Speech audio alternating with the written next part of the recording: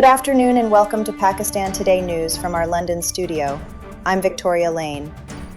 Pakistan is preparing emergency measures to stabilize petroleum markets amid disruptions caused by the closure of the Strait of Hormuz.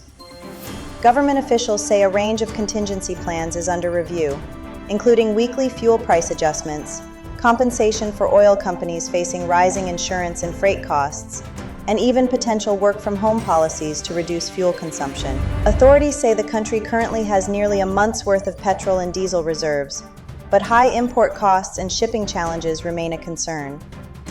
Officials are also exploring alternative supply routes, including arrangements with Saudi Arabia, as a cabinet committee works to ensure energy markets remain stable and supplies uninterrupted. Meanwhile, Finance Minister Mohammad Aurangzeb says Pakistan does not face an immediate fuel shortage, despite growing uncertainty stemming from the conflict involving the United States, Israel, and Iran.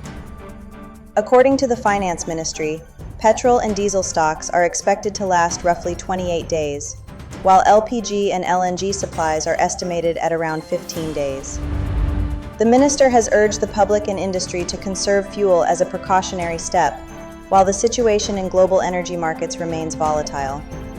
The state bank governor has also warned that international oil prices could climb to $100 per barrel if tensions continue, but added that Pakistan's foreign exchange reserves remain stable and are showing signs of improvement.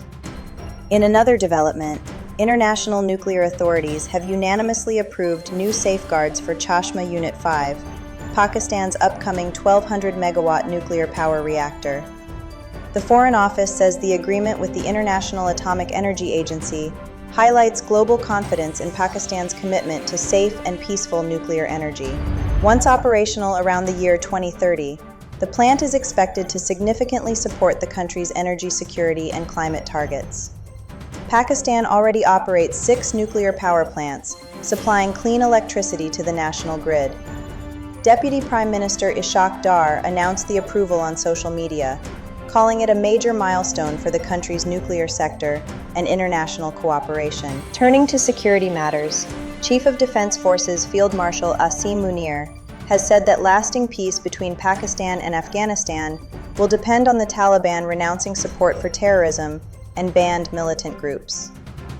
Speaking during a visit to Wana in South Waziristan, the Field Marshal reviewed border security conditions and ongoing military operations in the region.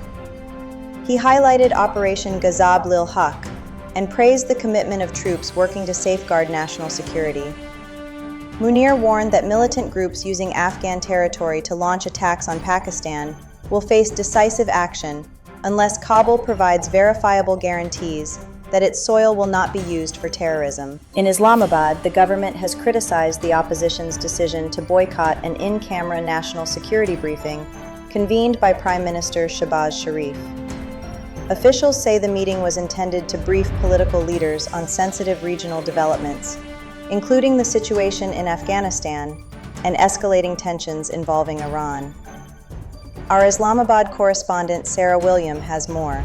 Government officials say the national security briefing was designed to build political consensus during a period of growing regional uncertainty. Coalition leaders attended the closed-door session, where they were given detailed updates on security operations and diplomatic efforts. However, the opposition party PTI declined to participate unless its founder was allowed to attend. Authorities here say unity among political forces is crucial as Pakistan navigates complex regional developments and security challenges. Officials have reiterated that the country remains committed to peace, stability, and de-escalation across the region. Our thanks to Sarah William reporting from Islamabad. Internationally, financial institutions in the United States are on heightened alert for potential cyber attacks as tensions with Iran continue to escalate following the assassination of Iran's supreme leader. Banks and financial services companies, which operate vital infrastructure including payment networks and trading systems, are increasing monitoring and strengthening cyber defenses. U.S. intelligence officials warn that Iran-aligned hacktivist groups could attempt disruptive but limited attacks, such as distributed denial-of-service operations.